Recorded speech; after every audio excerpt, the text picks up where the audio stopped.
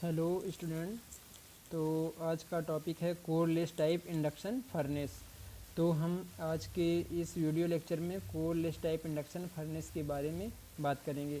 तो जैसा कि आपको स्क्रीन पर इसका डायग्राम दिखाया गया है, ठीक है। तो इस डायग्राम को सबसे पहले हम समझेंगे। तो यहाँ पर हम एक क्रूसिबल होता है, क्रूसिबल रिफ्रैक्टरी क्रूसिबल होता है, जो कि आपको यहाँ पर दिखाई दे रहा है। ये रिफ्रैक्टरी क्रूसिबल होता है, ठीक है। और यहाँ पर क्रूसिबल में चार्ज भर दिया जाता है, जिस चार्ज को हमें गर्म करना होता है।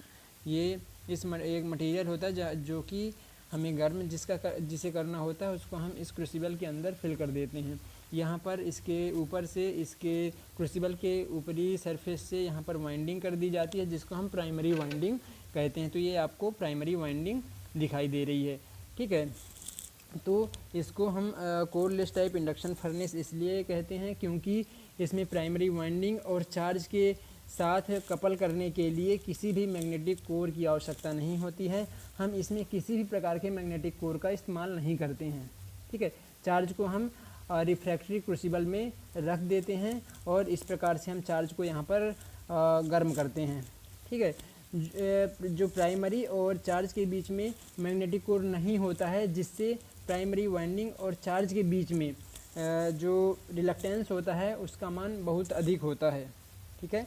इसमें किसी प्रकार की मैग्नेटिक कोर ना होने के कारण इसमें रिलक्टेंस का मान बहुत अधिक होता है। और रिलक्टेंस का मान यदि अधिक है तो उस कंडीशन में जो हमारा फ्लक्स घनत्व होता है, फ्लक्स डेंसिटी होती है, उसका मान भी काफ़ी कम होता है और इसमें फ्लक्स का मान भी काफ़ी कम होता है। इसी कारण हम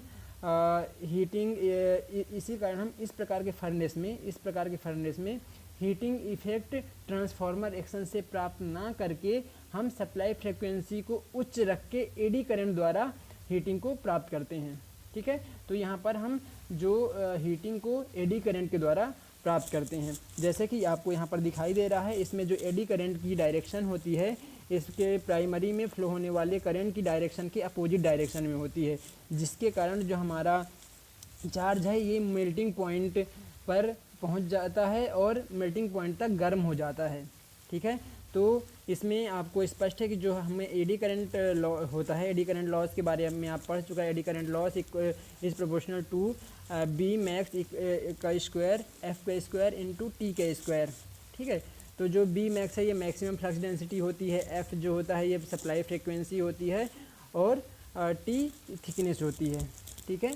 तो इस प्रकार से यहाँ पर आप इसको समझ सकते हैं, ठीक है। अब यहाँ पर हाई फ्रिक्वेंसी इस्तेमाल की जाती है। हाई फ्रिक्वेंसी के कारण जो हमारे प्राइमरी वाइंडिंग में स्क्रीन इफेक्ट आ जाता है, ठीक है। स्क्रीन इफेक्ट जैसा कि आप जानते हैं, स्क्रीन इफेक्ट ऐसा फिनोमिना होता है जब किसी कंडक्टर में फ्लो होने वाला जो एसी होता है उसका जो किसी कंडक्टर में यदि हम एसी को फ्लो करते हैं तो उसमें क्या होता है कि उसके सरफेस में करंट डेंसिटी अधिक तथा उसके जो अंदर वाले पार्ट में सेंट्रल कोर में फ्लक्स डेंसिटी का मान मतलब करंट डेंसिटी का मान कम होता है। तो इसे हम इस फिनोमेना को स्क्रीन इफेक्ट कहते हैं, ठीक है। मतलब जो कंडक्टर होता है उसके सरफेस में करंट का मान बहुत अधिक होता है, जबकि उसके अंदर वाले भाग में करंट का मान कम होता है।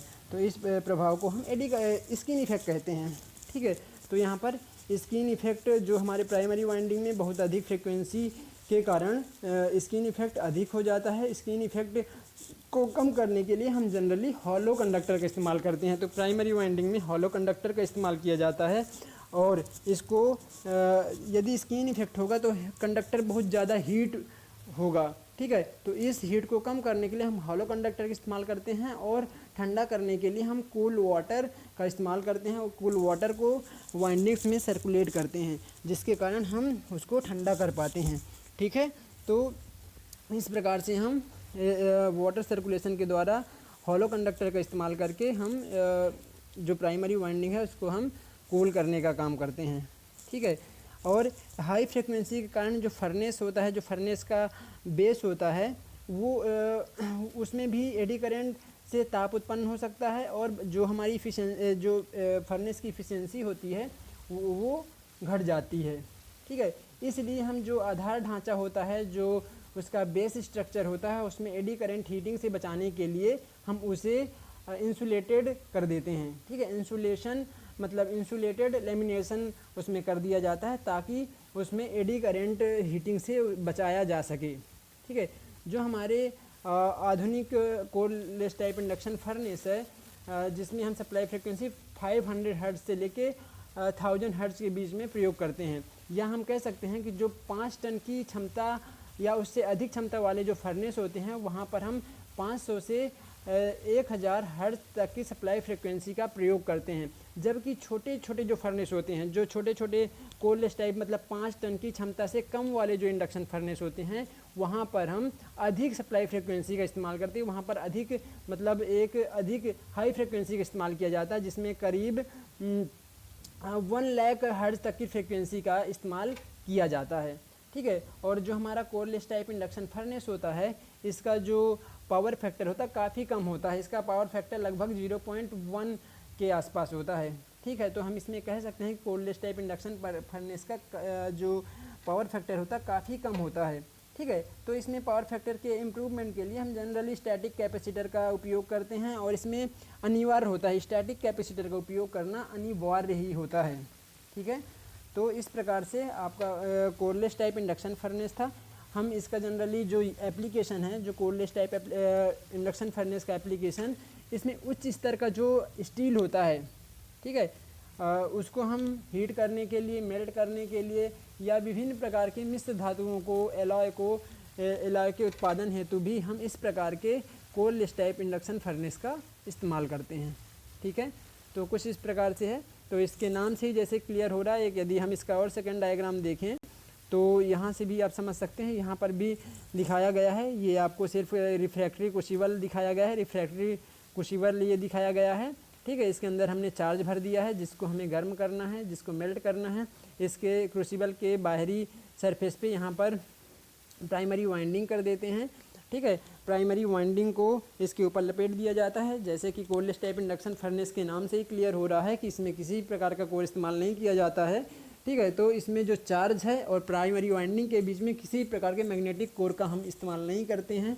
इसी कारण से इसे हम कोरलेस टाइप इंडक्शन फर्नेस कहते हैं।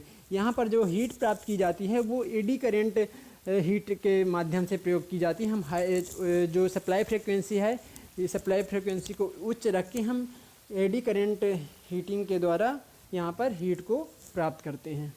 ठीक है, तो कुछ इस प्रकार से इसका एक्सप्लेनेशन था। ठीक है, ओके, थैंक यू।